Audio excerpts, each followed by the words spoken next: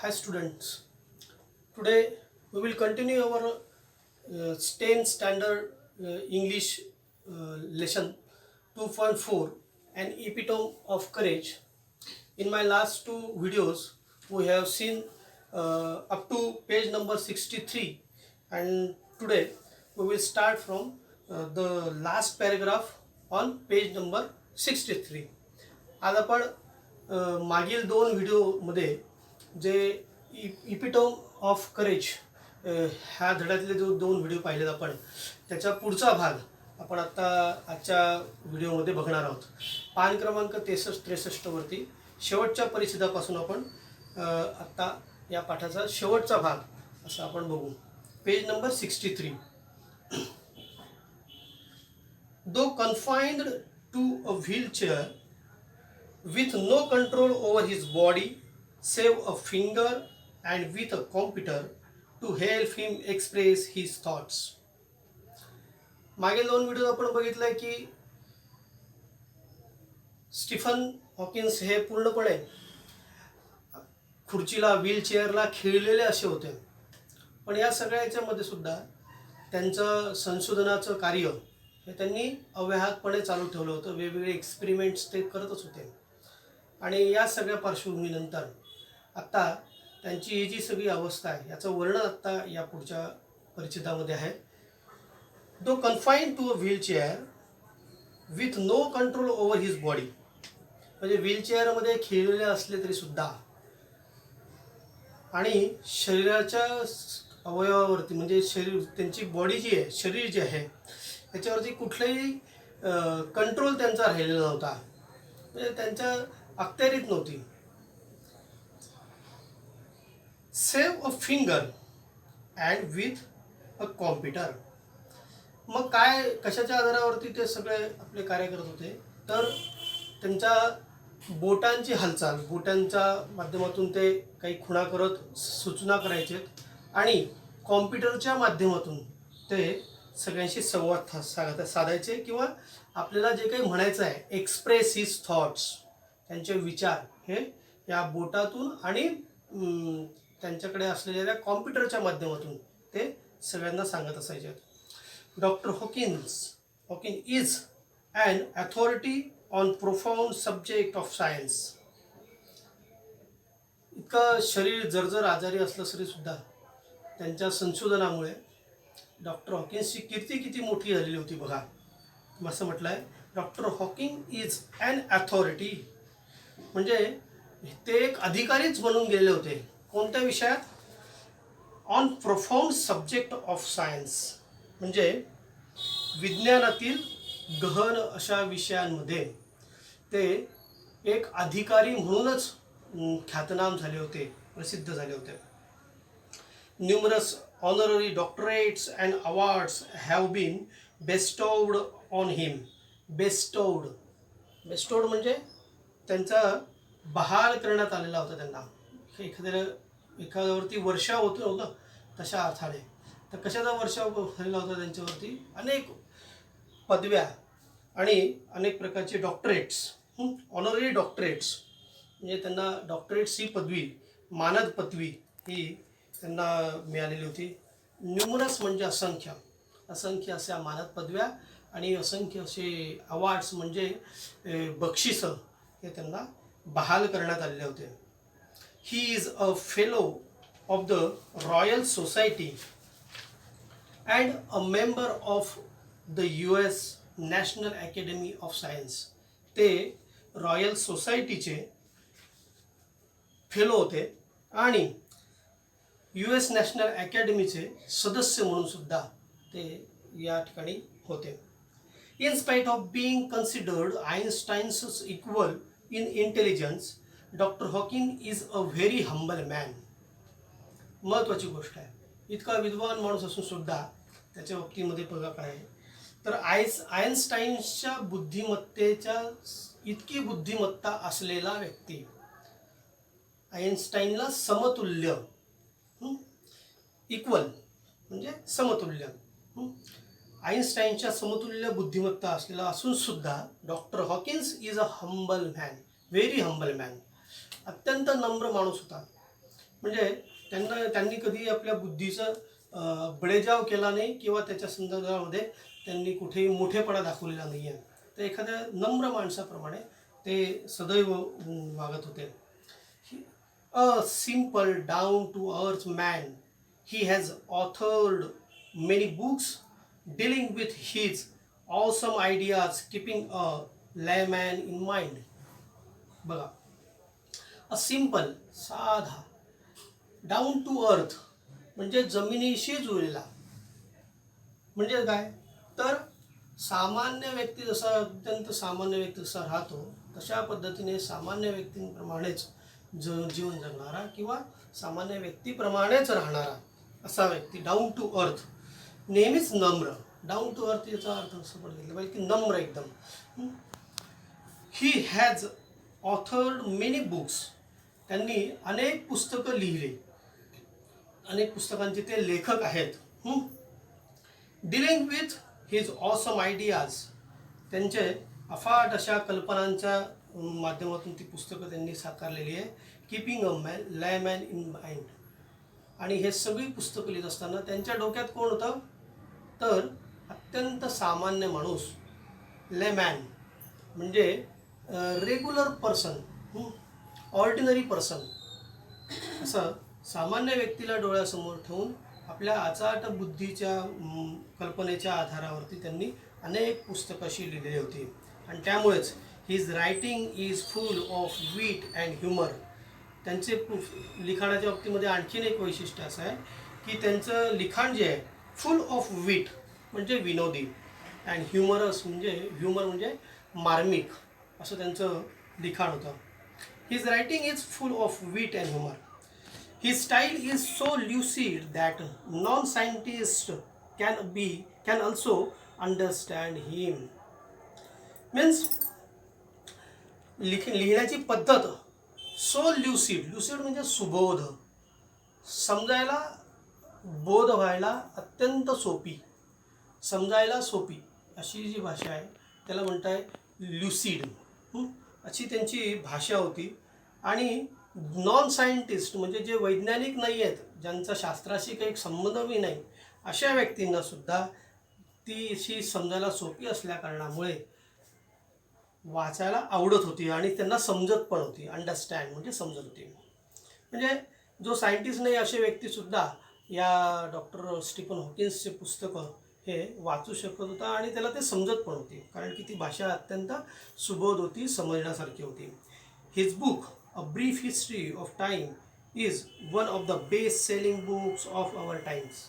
त्यांचं पुस्तक brief history of time म्हणजे काळाचा संक्षिप्त इतिहास, असं हे जे पुस्तक आहे ते पुस्तक हे best selling of our times म्हणजे या काळातलं अत्यंत उत्कृष्ट विक्री असलेलं पुस्तक असं त्यांचं आहे. पुढचा परिच्छेद, next paragraph. On being asked how he feels about having the dreadful ALS, भयंकर असा आजार जो आहे त्याचं नाव आपण सुरुवातीला पहिल्या पानावर पाहिलं, त्यांना आजार जो होता तो ALS अँड और LOU अशी त्याचं नाव होती. अशा या ALS आजाराबद्दल त्यांना जेव्हा विचारलं गेलं, अशा भयंकर अशा ALS आजाराबद्दल तुम्हाला काय कसं वाटतं असा प्रश्न त्यांना जेव्हा विचारला जातो तेव्हा ते म्हणतात, doctor Hawkins, the quintessence of optimism and hope says. ते म्हणताना त्यांच्याबद्दल काय म्हटलेलं बघा, तर क्विंटेसन्स, द क्विंटेसन्स म्हणजे अत्यंत उत्कृष्ट उदाहरण कशाचं, of optimism. Optimism means thinking positive म्हणजे सकारात्मकतेचं, अँड होप आणि आशावादाचं. Means doctor Hawkins is the best example of optimism and hope असं ते म्हणायचे. Not very different from the rest. या आजाराबद्दल इतरांना जसं वाटतं तसं मला पण वाटतं. नॉट व्हेरी डिफरंट, इतरांपेक्षा वेगळं काही वाटत नाही. मीन्स एखादा आजार आपल्याला झाल्यावर आपण जशी थोडीफार मनात भीती ठेवतो तशी त्यांच्या पण मनात होती, पण तरीसुद्धा ते पुढे काय म्हणतात, I try and lead the normal a life as possible. मी प्रयत्न करतो की सामान्यपणे मला जसं जीवन जगता येईल तसं अधिकाधिक सामान्य जीवन मला कसं जगता येईल याचा प्रयत्न मी करतो. And not think about many conditions or regret the things it prevent me from doing which are not many. बघा, आणि ज्या थोड्या काही गोष्टी मला करता आल्या नाही आहेत त्याबद्दल मी खेद व्यक्त करत बसत नाही. रिग्रेट म्हणजे खेद व्यक्त करणे. Next paragraph. Doctor Hawking firmly believes that in the next millennium science will discover the core secret of the universe, its origin, its history, and maybe even predict its ultimate demise. बघा, doctor Hawkins firmly believes, त्यांचा पक्का विश्वास आहे कशावर? That in the next millennium म्हणजे पुढच्या काही 1001 वर्षामध्ये science will discover the core secret of the universe. म्हणजे युनिवर्स म्हणजे हे सगळं विश्व, या विश्वाच्या उत्पत्तीचं सिक्रेट, गुपित जे आहे ते सायन्स शोधून काढेल. इट्स ओरिजिन, त्याचं मूळ काय, ओरिजिन मीन्स मूळ, त्याचं मूळ काय विश्वाच्या उत्पत्तीचं ते पण शोधून काढेल. इट्स हिस्ट्री, त्याचा इतिहास शोधून काढेल. And may be even predict, आणि प्रेडिक्ट म्हणजे भाकीत करणे, अंदाज बांधणे, पुढचं सांगणे. And may be even predict it's ultimate demise. आणि कदाचित हे सायन्स या युनिव्हर्सचं नाश कसा होणार आहे, डिमाइज म्हणजे नष्ट होणे, नाश पावणे, अंतिम विनाश असं आपण त्याला म्हणू. अल्टिमेट डिमाइज म्हणजे त्याचा अंत कसा होणार आहे या युनिव्हर्सचा, याचं सुद्धा प्रेडिक्शन, याचं सुद्धा प्रेडिक्ट हे या सायन्सने पुढच्या काळामध्ये काही 1001 वर्षात नक्की केलं जाईल असा त्यांना पूर्ण विश्वास आहे. Last paragraph of the lesson. Like Dr. Hawkins, there are many people who display exemplary courage in their lives. Doctor Hawkins यांच्याप्रमाणेच देर आर मेनी पीपल, अनेक अशी लोक आहेत, हू डिस्प्लेड एक्झेम्पलरी करेज, की ज्यांनी ते अतुलनीय असं साहस त्यांचं दाखवलेलं आहे, ज्याचं उदाहरण म्हणून आपण सगळ्यांना सांगू शकतो असे धाडस त्यांनी दाखवलेलं आहे इन देअर लाईव्स, त्यांच्या स्वतःच्या जीवनामध्ये. Let us salute all those brave people, त्या सर्व महान व्यक्तींना, त्या सर्व धैर्यशील शूर अशा व्यक्तींना, who in spite of being disable strive to do their best. त्या सगळ्यांना आपण सॅल्यूट करू की जे in spite of being disable, disable म्हणजे अपंग असणे, अधू असणे, असं अधू असून सुद्धा, अपंग असून सुद्धा, strive to do their best, त्यांचा अधिकाधिक चांगला करण्याचा त्यांनी प्रयत्न केला. अशा लोकांबद्दल आपण या ठिकाणी त्यांना सॅल्यूट करू असं या पाठाच्या शेवटी लेखकाने या ठिकाणी सांगितलेलं आहे.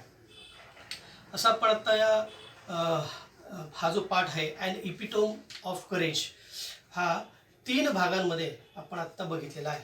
पहिल्या 2 भागांमध्ये आपण 2 परिच्छेद बघितलेले आणि त्यांच्यावरचे काही प्रश्नोत्तर बघितले. तसंच हा जो आजचा भाग आपण बघितला याच्यावर सुद्धा काही आपण प्रश्न आत्ता बघणार आहोत. तर हे प्रश्न बघण्याच्या आधी आपण एकदा सायलेंट रीडिंग या भागाची, आज जो आपण पाठ शिकलेला आहे तेवढ्या भागाची आपण करायची आहे, म्हणजे आपल्याला प्रश्नांची उत्तरं लवकर सापडतील किंवा लवकर समजतील सुद्धा. त्यामुळे एकदा सायलेंट रीडिंग करून घ्यायचं. त्यासाठी तुम्हाला व्हिडिओ पॉज करावा लागला तर पॉज करून ठेवायचा. Now let's start the activity on the part of this lesson which we have learned today. आज आपण या आजच्या व्हिडिओमध्ये जो भाग पाहिला त्या भागावरती आपण काही ॲक्टिव्हिटी आत्ता सोडून घेणार आहोत. First question, complete the following sentence.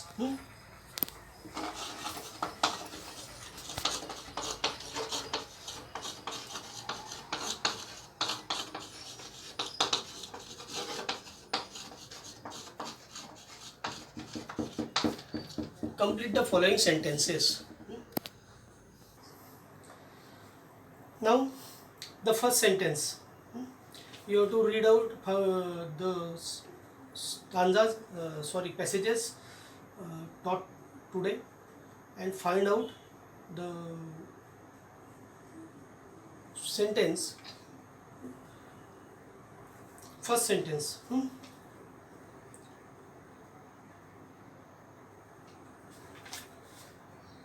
Dr. Hawking is a very humble man, though he is considered dash dash dash. Write it down. Dr. Hawking is a very humble man, though he is considered dash dash dash. आपण चार वाक्य आहेत, चार वाक्य आधी बघून घेऊ, मग त्याचे उत्तर सुद्धा नंतर शोधूयात. Second sentence. He was bestowed with numerous dash dash dash. Second sentence. He was bestowed with numerous dash dash dash. Third sentence. Dr. Hawking expressed his thoughts with the help of his dash dash dash. Third sentence. Dr. Hawking expressed his thoughts with the help of his dash dash dash. And last sentence for first question. Dr. Hawkins's A Brief History of Time is dash dash dash. Dr. Hawkins's A Brief History of Time is dash dash dash. Now find out the answer from the passage. Complete the sentences.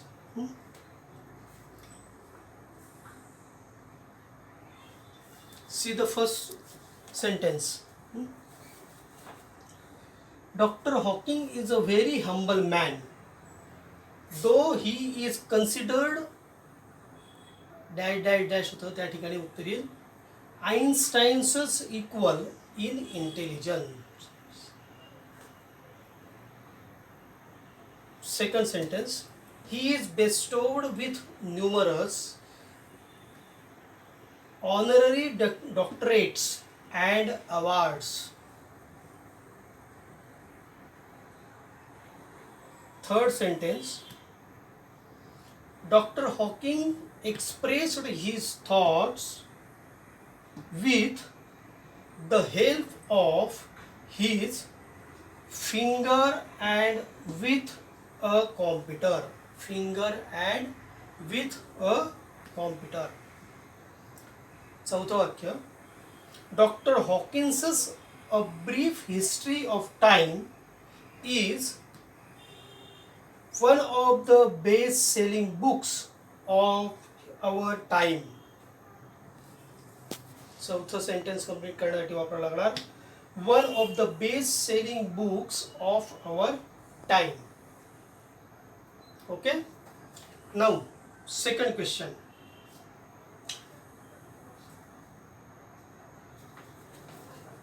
Complex factual question आहे, दीर्घोत्तरी उत्तरासारखं आपल्याला लिहायचं आहे. त्याचं उत्तर पण आपल्याला लगेच सापडेल. सोपा प्रश्न पहा.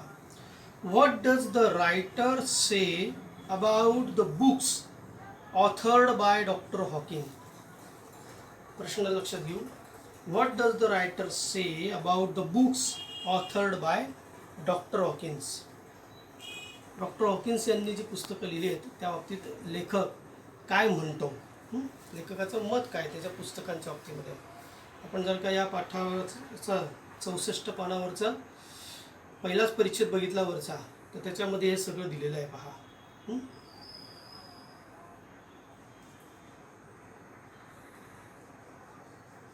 हिज रायटिंग्स त्या परिच्छेदावरती 5व्या ओळीत दिलेलं आहे पहा. त्याचं उत्तर आपण मग लिहू शकू. सांगू या. Dr. Hawkins' books are full of wit and humour. थोडा वाक्यात बदल करायचा उत्तर लिहिताना. Doctor Hawkins books are full of wit and humor. His style is so lucid that non-scientists can also understand him. His book, A Brief History of Time, is one of the best-selling books of our time. हे झालं दुसऱ्या प्रश्नाचं उत्तर. दीर्घोत्तरी प्रश्न, complex factual question. Now third question की ज्याचं उत्तर तुम्हाला स्वतःला शोधायचं आहे. तिसरा प्रश्न आणि तुमच्या मनाने ते लिहायचं आहे. त्यामुळे ते आत्ता मी या व्हिडिओत तुम्हाला ते उत्तर सांगणार नाही आहे. प्रश्न लिहून घ्या.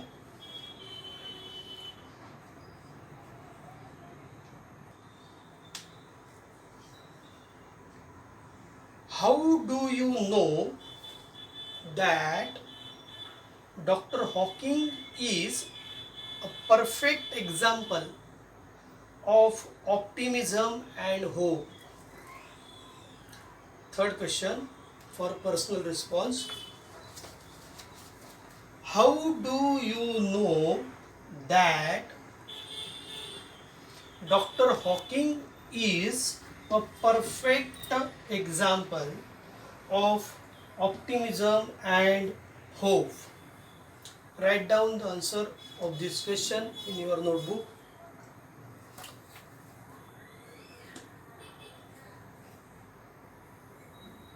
Now